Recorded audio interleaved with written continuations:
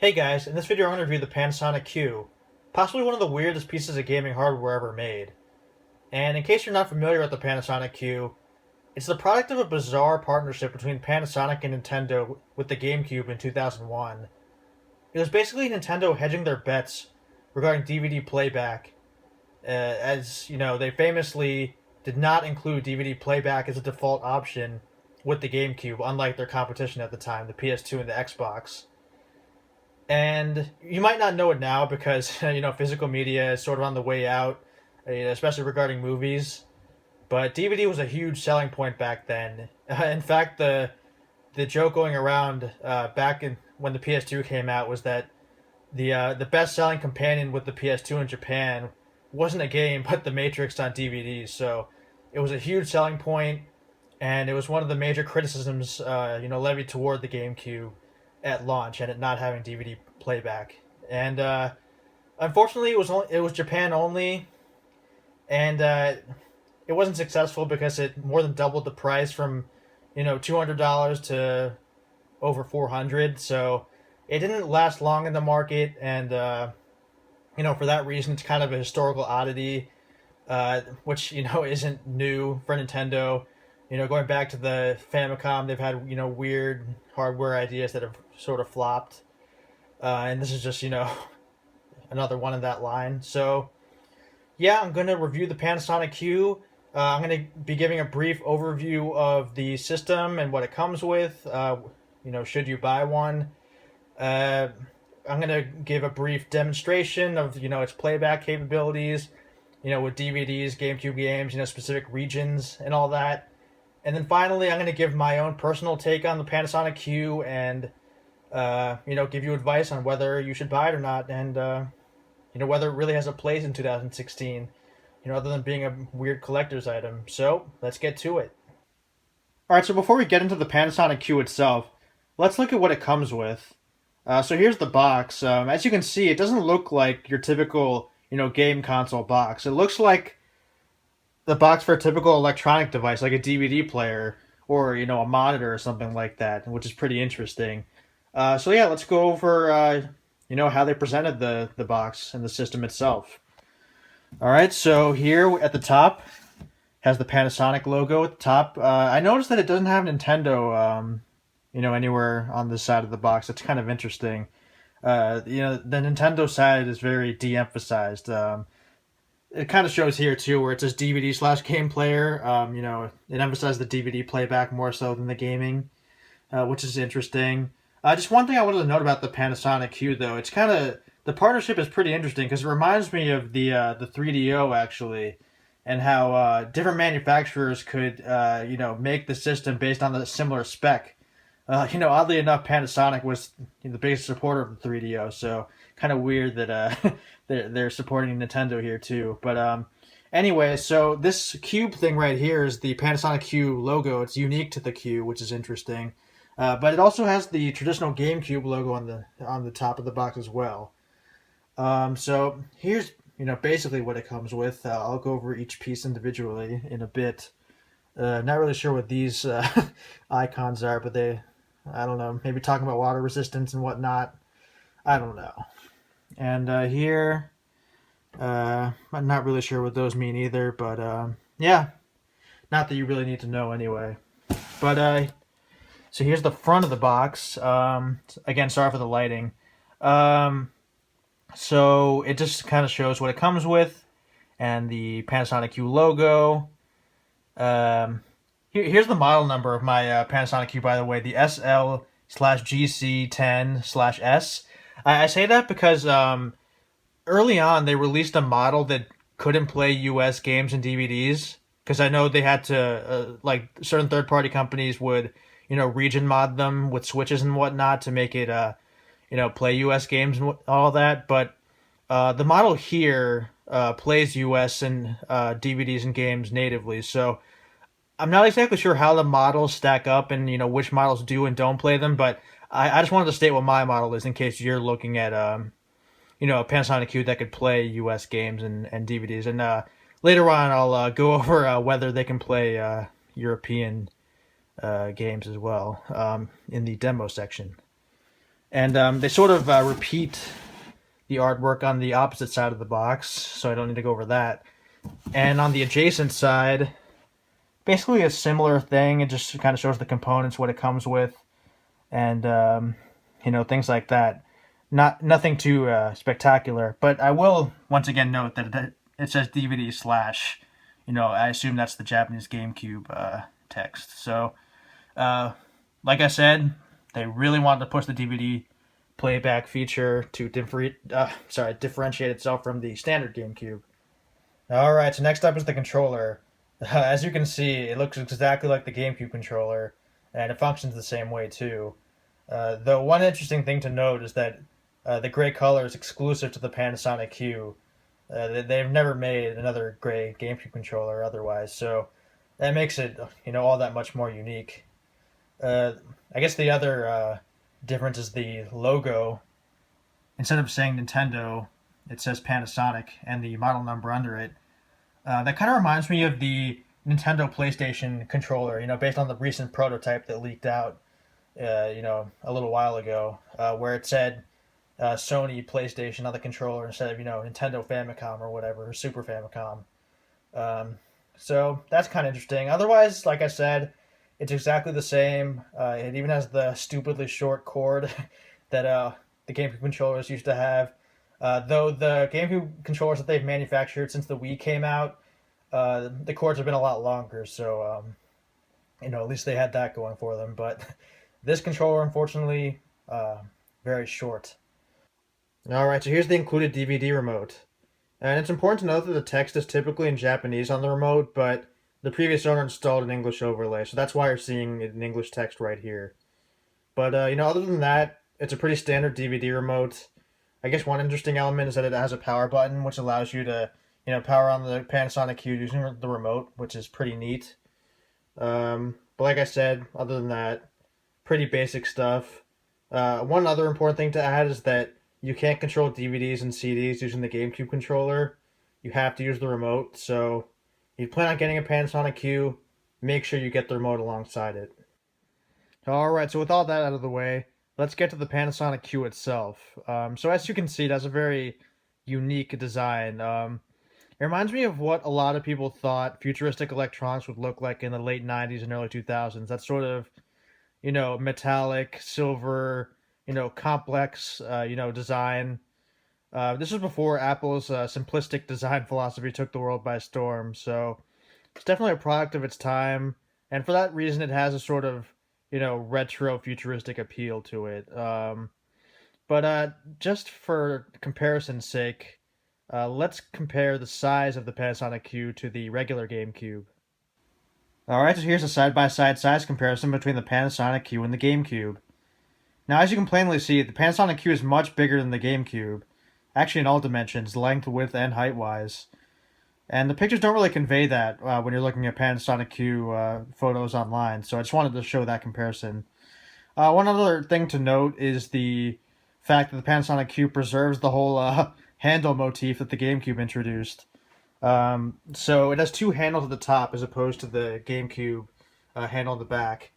And as goofy as the two handle concept is, I'd recommend that if you were to use the handles, you should pick it up using both of the handles. Otherwise, the weight distribution will make it so that you might actually break the handle if you only use one. So, yeah, just one quirky thing I wanted to note there. Alright, so with that out of the way, let's go over the components and features of the Panasonic Q. So, starting at the top, we already went over the handle, so we don't have to do that again. But here's the backlit LCD display. Let's just test that out for a second and show you guys what it looks like. Going to power it on. Greet you with a nice hello. Other than that, just gives you some useful tips and kind of indicates what's going on. Nothing too fancy there, but it is a neat addition. Let me just turn it off. I'll revisit that later. Gives you a goodbye. And so here's the DVD/CD control option buttons. Pretty basic stuff. It has, play, pause, fast forward, rewind, track skipping and things like that. I guess one other thing I'll say is that this boots the Panasonic Q directly into DVD/CD mode. And that's kind of leads me to one of the weirder parts of the Panasonic Q that, it doesn't auto detect the type of disc you're trying to boot.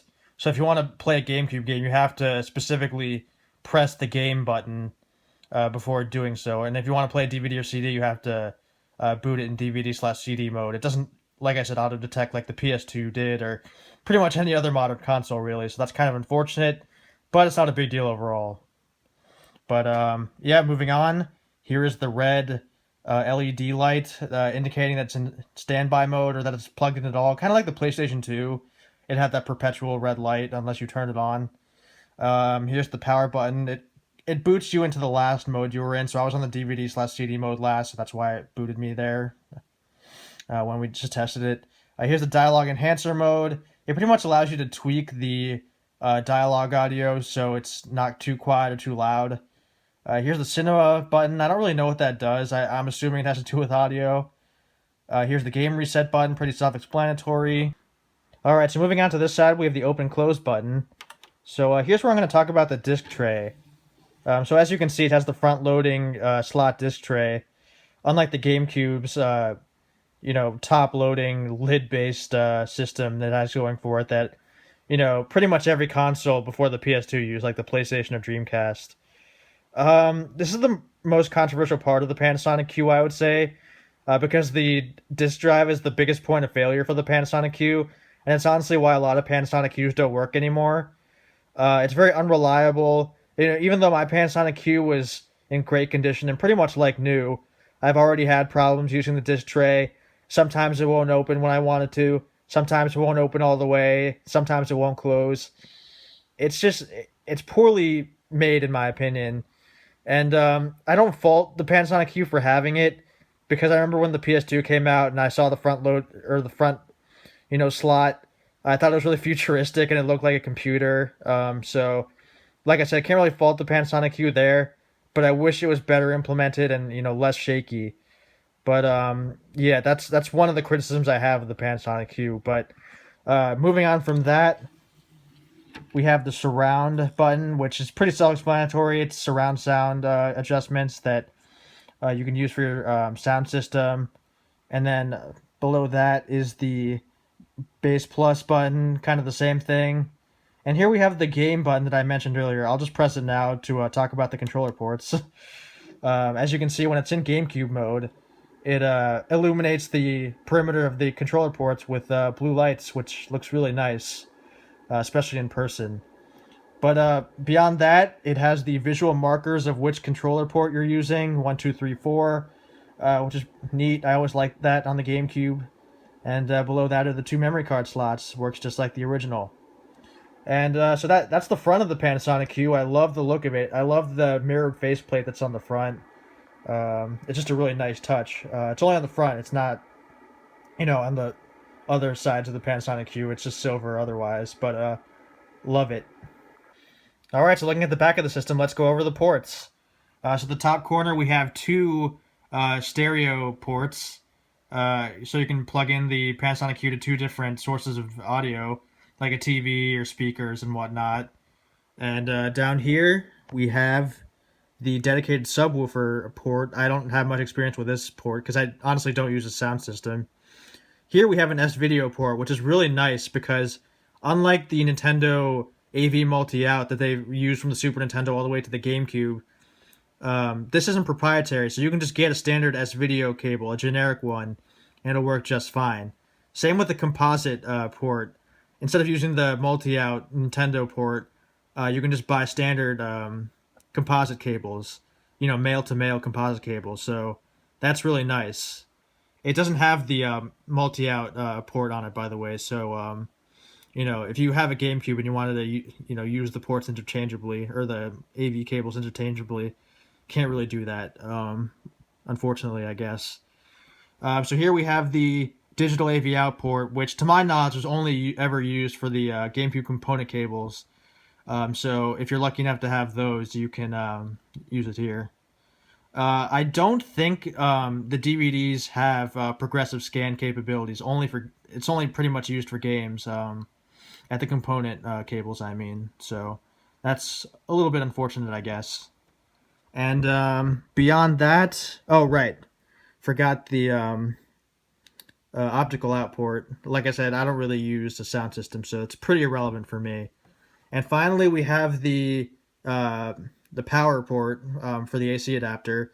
Um, it doesn't use the same AC adapter as the GameCube. So if you get a Panasonic Q, make sure you get the AC adapter that it's supposed to come with. I don't know if it's a proprietary port or if you can find these elsewhere, but I would just be safe and get the one that came with the Panasonic Q. All right, so looking at the bottom of the system, we have the high-speed port and the two serial ports, exactly like the GameCube. And these were basically used for the broadband adapter and the Game Boy Player. Now, talking about the Game Boy Player, the unfortunate thing is that it isn't compatible with the Game Boy Player, released for the standard GameCube. It has its own proprietary Panasonic Q one because of the size difference. If you use a GameCube Game Boy Player on this, it won't fit. And consequently, the Panasonic Q Game Boy Player goes for a lot of money, hundreds of dollars. So that's a big drawback for me, because otherwise the Game Boy Player is pretty inexpensive, for the standard GameCube. And a lot of people don't know this, but with Homebrew, the Game Boy Player is a great way to play Game Boy and Game Boy Advance games on your TV. So that's a pretty big drawback for me personally. This is the demonstration portion of the video where I'm going to show the game, DVD, and CD playback capabilities of the Panasonic Q. And first I'm going to start out with a US game just to show that this Panasonic Q can play more than just Japanese games. I'm not going to demonstrate a Japanese game because it's pretty obvious that a Japan-only console will play Japanese games. Alright, so the US game I'm going to demonstrate is a game I feel is pretty underrated. Metal Gear Solid: The Twin Snakes. And forgive the crappy condition of the box, I've yet to clean it, but in any case, before I get to the Twin Snakes, I'm going to show you guys the boot up sequence of the Panasonic Q.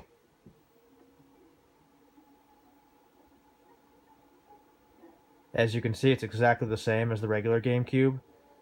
Now here's the weird thing. So my Japanese orange GameCube, its boot up menu's in Japanese, but the Panasonic Q boots in English. So if anyone knows why that is, please let me know, because I find that to be a bit strange. And sorry for the glare, by the way. It's very hard to capture footage from CRTs. It always has been, and it probably always will. So, in any case, let's get to the Twin Snakes. Just going to open a disk drive here, put the game in. Hopefully, it'll work.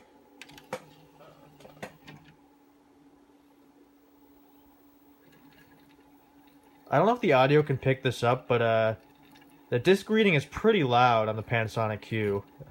Hopefully you guys can hear it. In any case, let's play. Now I will say I'm running the Panasonic Q through Component right now, and you'll see why in a second. Basically to show you guys that it's capable of outputting progressive scan 480p. I'm going to say no, though, because this TV only goes up to 480i, so like I said, I just wanted to show you guys that the Panasonic Q can output progressive scan. Alright, so here's the game, Twin Snakes. I'm not really going to play much of it, I just wanted to show you guys that it works. Very underrated. I feel like people should give it a second look, because it was dismissed outright when it came out, because it wasn't exactly the same as MGS1. It's not perfect by any means, but it does a lot of things right, I'll say. But I guess we can move on to the next demonstration. Next, I'll be testing a PAL region game with the only European game I own, Doshin the Giant. Got it from the UK many years ago. Alright, so putting it in the disk drive here. Just want to make sure it's in there. Alright.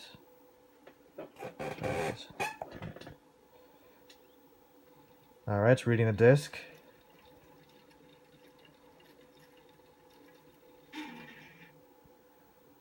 So yeah, apparently didn't like the disc, can't be read. So unfortunately for the European viewers, and I know there are a lot of European GameCube fans, I've talked to many of them, you're gonna have to get a freeloader, or you're gonna have to mod the GameCube, which I don't know, seems kind of risky to me. But yeah, unfortunately, it doesn't play PAL discs. So now we're moving on to the DVD portion. Unfortunately, I don't own any PAL region DVDs, so I'm only going to be showcasing my US DVD, which in this case will be The Simpsons Season 4. Because most of my DVD collection does consist of Simpsons and Futurama stuff. I wasn't much of a DVD guy. But one important thing I noticed when setting up this segment is that apparently the DVD/CD part of the GameCube, or the Panasonic Q rather, doesn't like the digital AV out port. So if you use component cables, it will not recognize it. So I actually had to switch to composite. I'm guessing it also supports S-Video, but it's very strange that it does not support component, the DVD/CD playback option. So that's very strange and unfortunate in my opinion. But let's move on and test out this Simpsons DVD.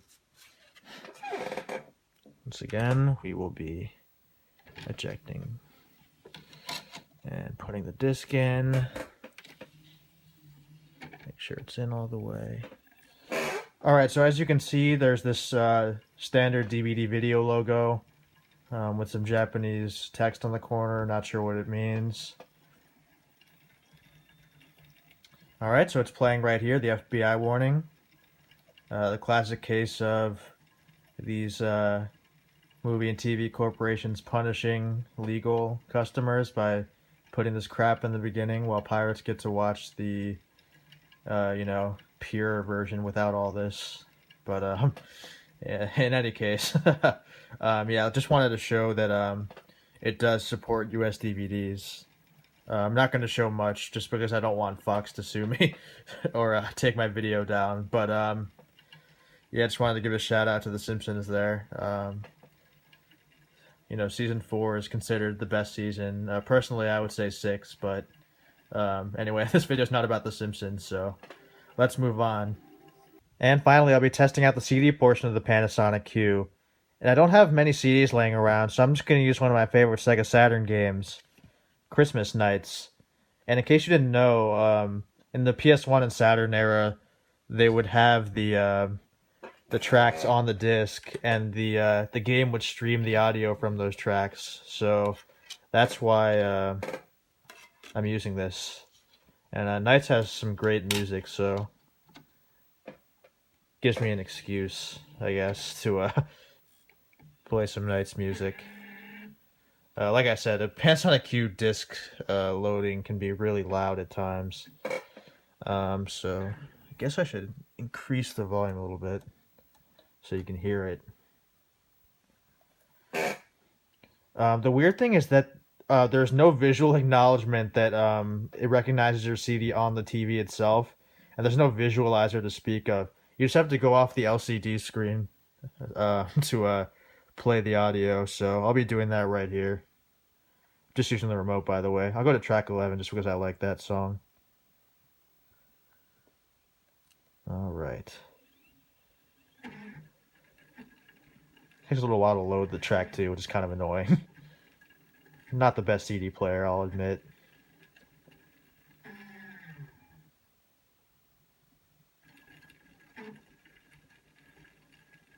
Still waiting.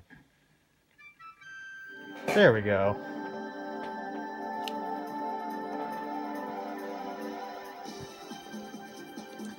Yep, and that's the CD player. The song's also in Sonic Adventure. They made a pinball level in tribute to Nights, so that was kind of neat. But yeah, that's the CD player. So now you know everything you need to know about the Panasonic Q, but the million-dollar question is, should you buy one? And I know the people who are watching this video are probably very interested in purchasing one, or have one on the way that they ordered, and are kind of watching videos to sort of drum up excitement and, hype and all that. But I have to be honest, functionally, probably isn't worth it. Just because I feel like a regular GameCube can do pretty much everything this thing does, and better in some ways. Like, I think the original GameCube is much more snappy when it comes to playing games. It's a very simple process. You just pop open the lid, put in a game, close the lid, and press the big gray power button, and you're good to go. Whereas with the Panasonic Q, you kind of have to fuss around with the DVD drive, or rather the front-loading drive, and sometimes there's just additional steps involved. It's a little cumbersome, but so yeah, functionally, it's not the best GameCube. It also has some other flaws, like for example, the Game Boy Player, as I mentioned, that's designed for the Panasonic Q. It's much more expensive than a regular Game Boy Player, and the Game Boy Player is an essential part of the GameCube, in my opinion, and really sets itself apart from, let's say, the Wii that can also play GameCube games. So that's another downside. Just the disk drive in general is very flimsy and kind of hard to deal with at times. Maybe you can get a replacement drive that's more stable and reliable, but I haven't done that yet, so I can't really say.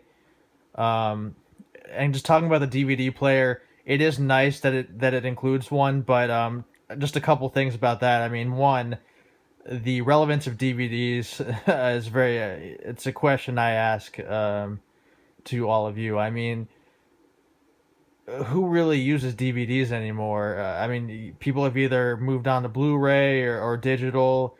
I mean, for me, like I said, I only really own Simpsons DVDs and Futurama DVDs these days. I sold the rest basically because they have, really enjoyable audio commentaries that, haven't been replicated on Blu-ray. So that's why I still own them. But I mean, for most people, why use DVDs at all? And secondly, there are much better DVD players out there these days. I would recommend using something like an Xbox 360 that has better video quality. You can use it on both CRTs and HD TVs, and it even upscales DVDs on HD TVs. So can't really go wrong with a 360 when it comes to DVD playback. With the Panasonic Q, the DVD playback is a little, I don't know, it's a little slow. And the disc reading kind of makes a loud noise. At least some of the times, it's pretty inconsistent. Sometimes it's pretty quiet. Sometimes it feels like it's really chugging and struggling to read the disc. So, like I said, functionally, I'd have to question the viability of owning a Panasonic Q.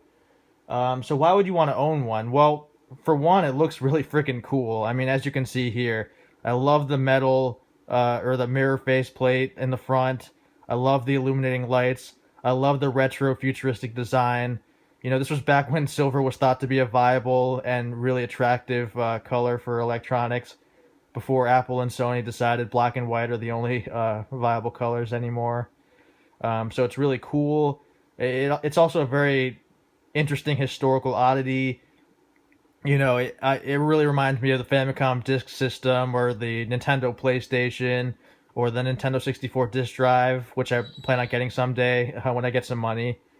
Just these Japan-only, or well, in the Nintendo PlayStation's case, it never came out. But I mean, the other two were Japan-only. They were weird, failed hardware experiments. They didn't end up coming here for various reasons. So I really think the Panasonic Q is, along those lines. And for that, I mean, if you're a big Nintendo fan or a GameCube fan, it's kind of, one of those things you really, at least I felt like I should own. But like I said, it's not for everyone, especially because the price is, much higher than a regular GameCube. So if your idea is just to play GameCube games, obviously you need to go with a regular GameCube because it's at this point still a very cheap console. Though the games are really, getting up there in price, unfortunately, for those who are, just getting into the GameCube, which is a very underrated console.